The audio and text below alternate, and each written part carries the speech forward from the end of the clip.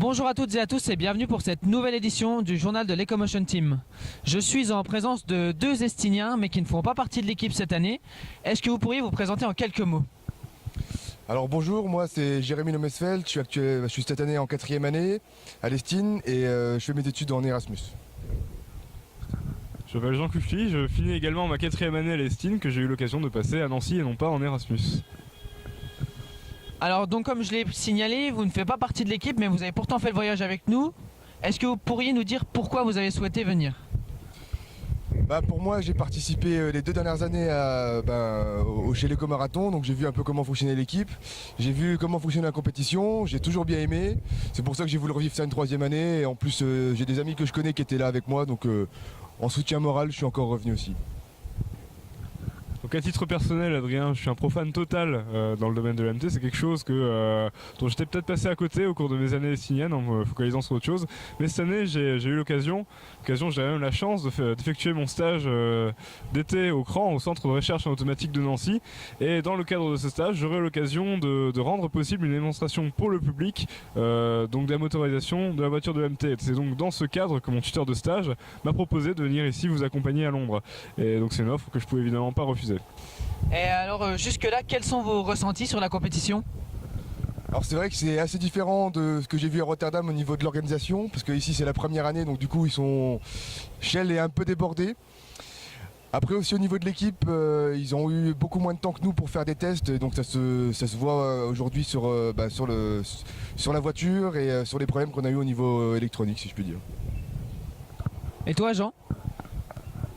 Alors du point de vue de la compétition et de l'ambiance, je dirais que c'est quand même quelque chose d'assez exceptionnel, même de mon point de vue qui suis arrivé vraiment dans cette chose-là littéralement dimanche soir. Je me suis très vite pris au jeu et très rapidement on se sent vraiment concerné par la voiture, par le projet, par la compétition.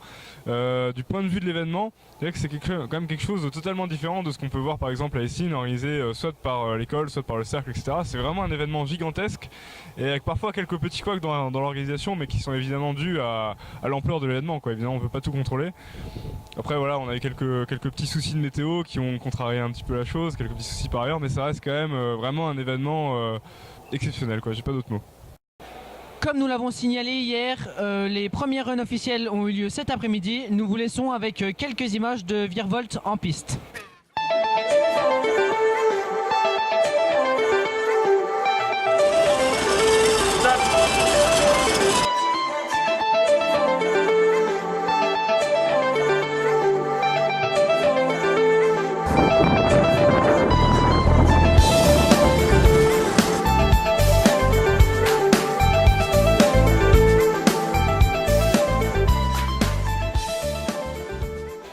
Me voici avec Valentine qui vient de terminer le premier run officiel de l'Ecomotion Team. Est-ce que tu peux nous dire comment ça s'est passé? Ça s'est plutôt bien passé, même si on n'a pas pu valider le run car la batterie a lâché avant la fin. Il y a eu un peu de pluie durant le run, donc il y a eu pas mal d'accidents dans les virages, les voitures se sont retournées, mais la nôtre elle tient vraiment bien la route, elle est vraiment fiable et ça c'était bien, j'ai pu prendre confiance et je pense que ça devrait le faire pour demain. Mais là sur le coup je pense que tu es quand même un petit peu déçu parce que tu t'arrêtes à même pas 500 mètres de l'arrivée. Ouais, je suis un peu déçu parce qu'il me manquait 30 mètres pour finir mon tour en roue libre.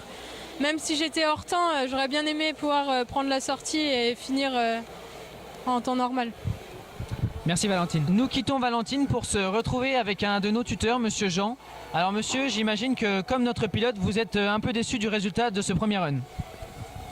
Déçu, oui, forcément. On ne valide pas le premier run, donc je suis forcément déçu. Le point positif, c'est qu'on avait pratiquement parcouru toute la distance. Maintenant, le souci, c'est qu'on a eu un souci de batterie, donc a priori, on a consommé trop d'énergie. Donc maintenant, il va falloir essayer d'analyser la situation. Donc le point positif de la journée, c'est qu'on a pu parcourir pratiquement toute la distance. Et donc, avez-vous un début d'explication pour ce problème qui est survenu sur le véhicule? Alors à mon avis, ce n'est pas qu'un seul problème, ça doit être une somme de petits problèmes.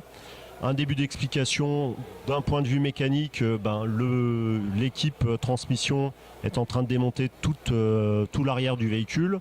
On a un début d'explication. En fait, on s'est aperçu qu'une des vis de fixation de l'étrier de frein arrière droit de la voiture s'est desserré et est venu toucher le porte-étrier en aluminium.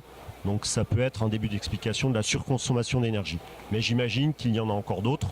Donc on va tout faire maintenant pour améliorer au mieux la voiture en jouant notamment sur des éléments comme la roue libre ou les roulements. Merci.